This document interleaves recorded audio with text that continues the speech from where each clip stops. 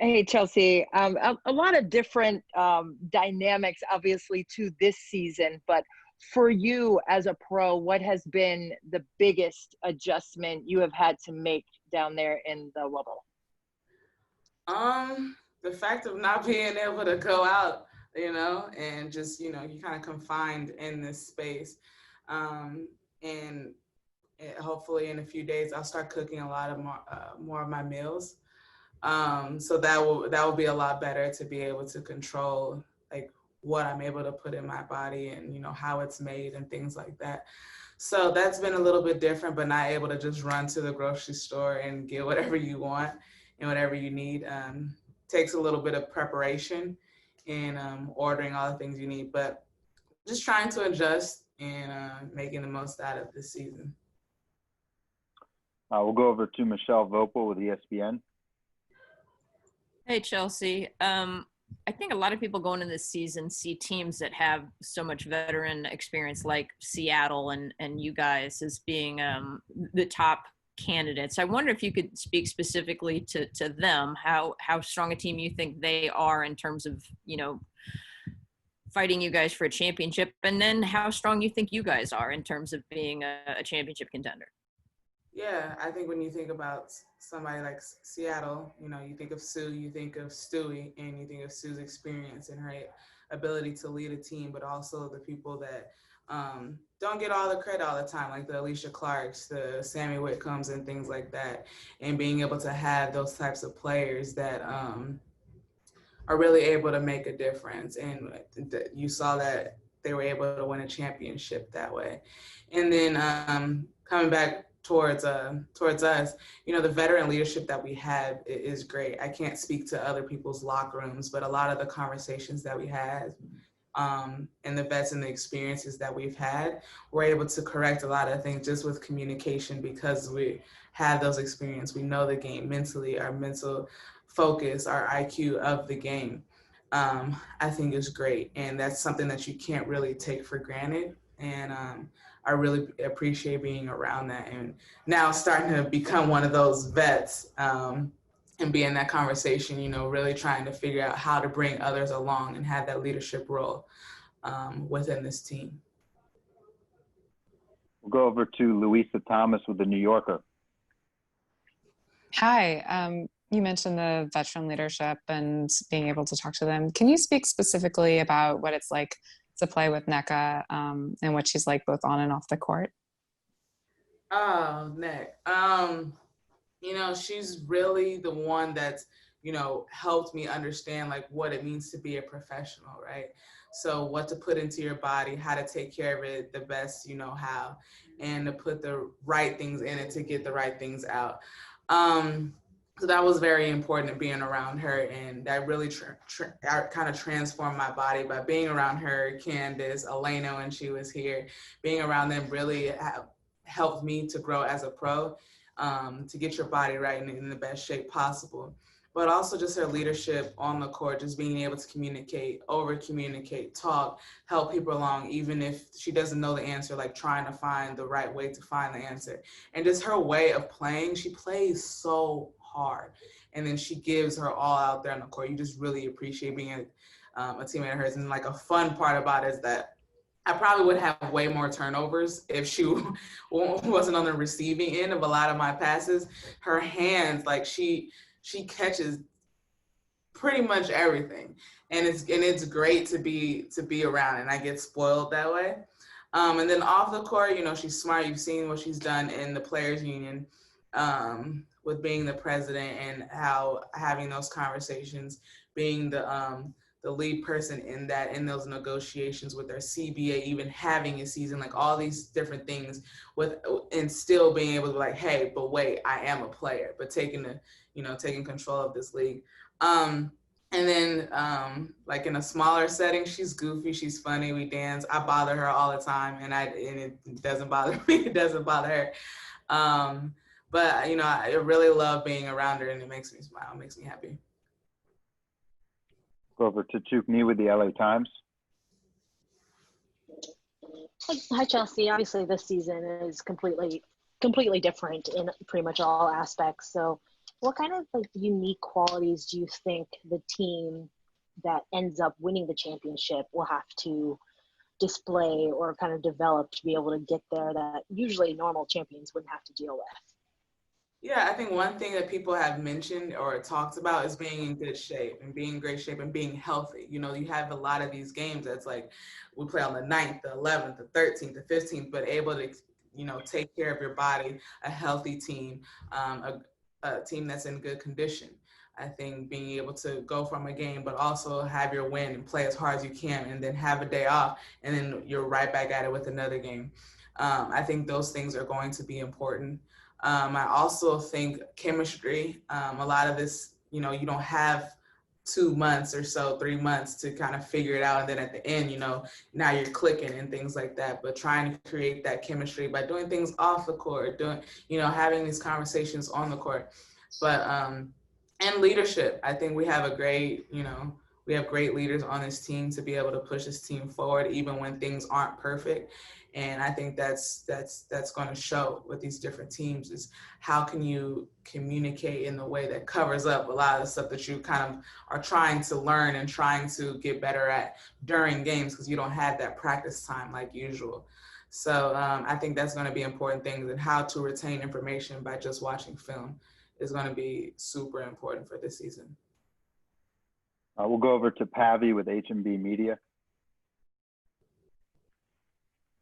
Hey Chelsea, how you doing? Good. How are you? You mentioned Elena. I guess just how is it not having Elena Beard around, and just can you speak to I guess what you learned from her over the years? Oh man, you mean emotional. Elena Beard's a special person. You know, I still talk to her at least once a week. Just, you know, checking up, asking questions. She's a mentor of mine, not just on the court, but off the court as well. One thing I was missing, you never I hold so dear the memories I have being able to play with Elena. And you just remember, obviously people know her as defensive stopper, a defensive player, but her mindset and like trying to, you know, overpower her opponent on the court, it's just, it's bar none. It's amazing in her competitive nature. And that's something that you really get to see. And I was able to see that every day, every practice, every meeting, every game. And she just played her heart out. And you aspire to be that, you aspire to, you know, want to do that. And then the second part is really taking care of my body. I think it was helpful in 2016 and 2017. I would be following her around for like pregame meals, postgame meals, you know. You're going to Whole Foods a lot? Okay, well, let me just shop at Whole Foods. I remember this one time I was like, Elena, come over for dinner. And like she didn't respond right away. And I was like, hello? I was like, wait, I actually did get it from Whole Foods. And she was like, oh, I'll be there.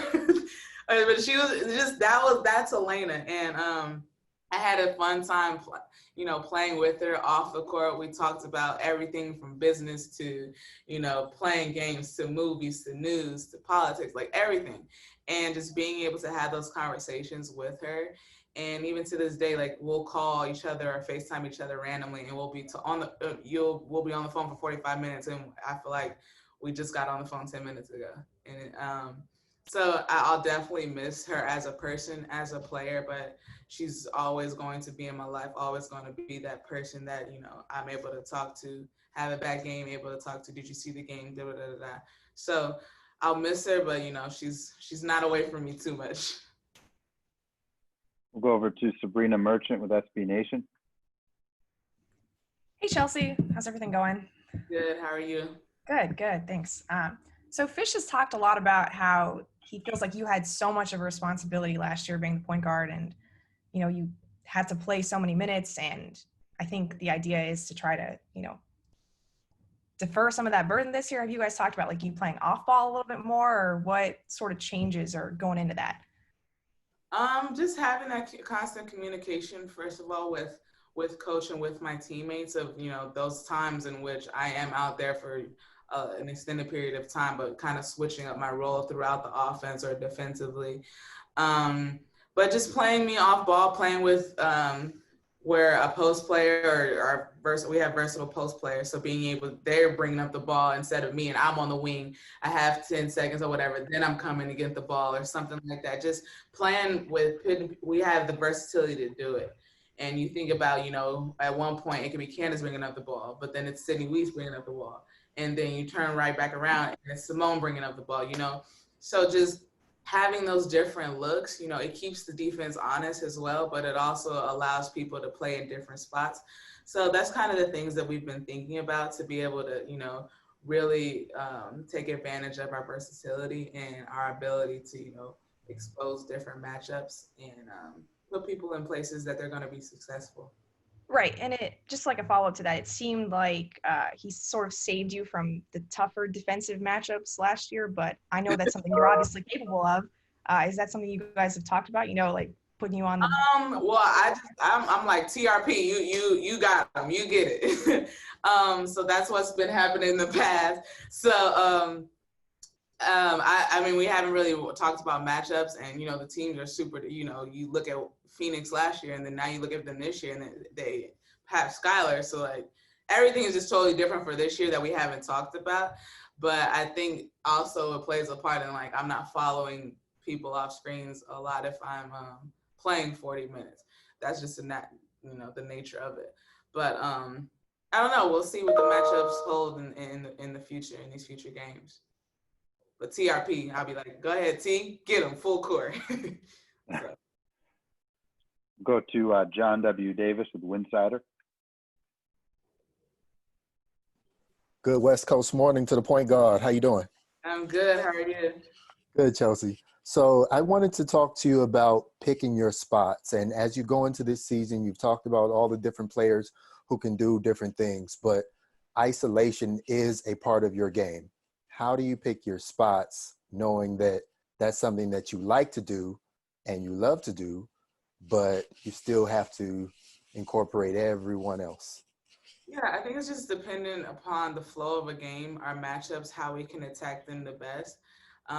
Going into the game, I kind of watch film. I have conversations with my teammates, conversations with Derek, just like, where is their weak points? If it's in the tunnel, how do we get there in different ways, different scenarios? But I think it's over time, I've kind of created this kind of balance within myself. Like, okay, we haven't had good shots. Like, let's get this one to Nneka right here in the post on the short corner so she can drive. I think it's just like really thinking the game and having that IQ and having those people around you that like if you forget or something, they're able to remind you like, hey, let's get something right here. Let's get her a touch. Let's get her a feel. But also being confident in myself, like just because, I know and they have a feel, like I have game too. So just being able to, have that balance. And I think it comes with practice. I think it comes with studying your teammates, studying the flow and understanding the flow of the game. But it just all depends throughout the game. I mean, I'm happy with having 6 points and 10 assists, and we win by 30. Let them drop 40, and I'm good. So it really all depends on the game. But I think just having the mental toughness and really understanding the flow of a game and the strengths of your teammates. Go to Amanda Skurlock with the LA Sentinel. Hey, Chelsea. My main question is, what are your observations with Tia Cooper and playing with her, playing against her in practice? Yeah, recently I've been seeing she could D up, and I'm just like, okay, she could D up, and like she's trying to find her voice and how to command out there on the floor. The point guard position coming in the league, the point guard position is hard. Like how do you, I know for me, my rookie year, like how do you come into a place where you have established vets that's 13 years plus and be like, hey, command this team, you need to go there, So just trying to figure out and find her voice. I think she's on the path of doing that, understanding and learning. There's a lot of people, around her that's had experience at the highest level, but she's also had experience at the college level as well. So, just trying to understand that. And she has that competitive nature in her, so I really appreciate that. And she's getting up, pressuring me, and which I'm going to have in the game, and then I'm challenging her as well. So it's been a bit of cat and mouse between each other. So I really appreciate her competitive spirit and her drive to want to get better. Time for just a couple more with Chelsea. We'll go back to Michelle Vopel, ESPN. Yeah, Chelsea, I sort of think of you, you've been sort of a steadying presence for this team for a while, even when you're a younger player, which now probably 2016 seems like a long time ago, but long time, I feel like. How do you feel like that your personality has helped this team through its ups and downs over the years? Yeah, I'm kind of that. I feel like it's my duty, my job as a point guard, not to ever get too high, not to ever get too low, and be that steady, make people laugh. Like this, we're also in it, for the love of the game. You clearly see that with us being in the bubble. We're here for the love of the game, the love to compete, the love with your teammates. So just making sure that, like, at the core of us, like, we have game plans, we have scheduling, we have practice, we have missed shots, we have layups. But at the core of it, just to be able to have fun, I think that's, the biggest thing. And when you're playing the right way, to, enjoy those moments. But also, like, times when, it serves for me to command and me to be able to, take control of a game as that leader, as that point guard, to be able to have that balance is super important. So I've taken the time out to understand that. But really, I love to be goofy. I love to dance, be funny, and, bring joy to my teammates. And in a season, you get so focused and you get so like, we got to do this, we have a game here, but really take advantage of this time that you're being able to be together, because this doesn't last for a long time. You see a dynasty last some years, but then you have the rest of your life with these people that you've had relationships with. So how do I expand on that while we're together, right? So how do I, bring that to light on the court? Having each other's backs on the court, and then you're off the court and like, oh yeah, I remember, So I think it all plays in a part of people having fun in the experience of playing together and having this group together to be able to have fun doing it. Tuke Nee with the LA Times. Hi, Chelsea. A lot of people have talked about just the importance of health in the bubble. What parts of your own kind of rehab and stuff are different or are more important right now, considering just how kind of war of attrition this whole thing will be? It's been more about how to prep my body and how to be able to, the longevity of it, even though we have every other game. So I've incorporated new things of how I want it's not really new things, but doing a lot more of it. My physical therapist and things like that I had before I had surgery, and as I was getting prepared for season, my first year in the WNBA after I messed up my knee a few times, just had constant communication with him, being in the training room and doing treatment, preventative care rather than doing it afterwards is important. And I do these things where it's like me and Candace will go at it on a walk, like who has the greatest balance, core, everything together. But I think a lot of it is how you take care of your body, like pre, during, and post. Like what you put into it, the products you consume, why you consume it, when you do it. It all goes into it, and making sure you're the healthiest that you can be. So just trying new things. I've tried some new things while we were in quarantine and how it felt in my body while working out. So incorporating that as well.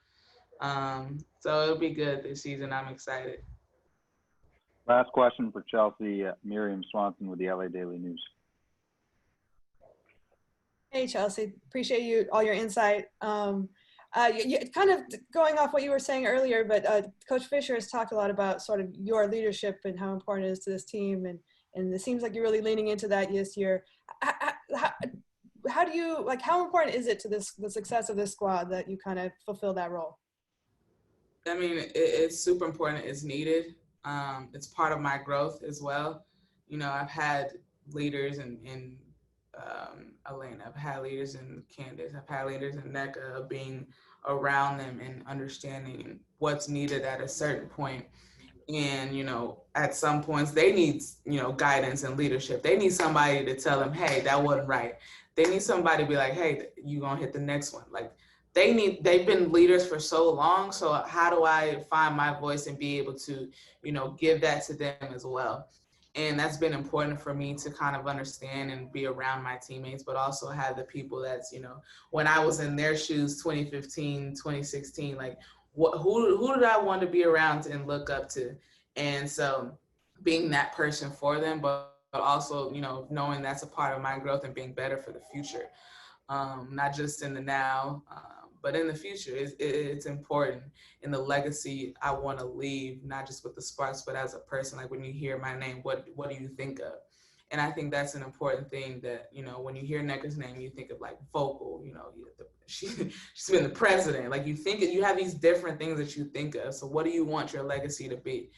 And trying to be that leader, trying to be that vocal person, trying to be that, you know, lead by example person, trying to be all of that, embodying, figure out what's my style of leadership. You know, there's not really one way of leading, but just trying to find what works for me and what works for my team has been important for me.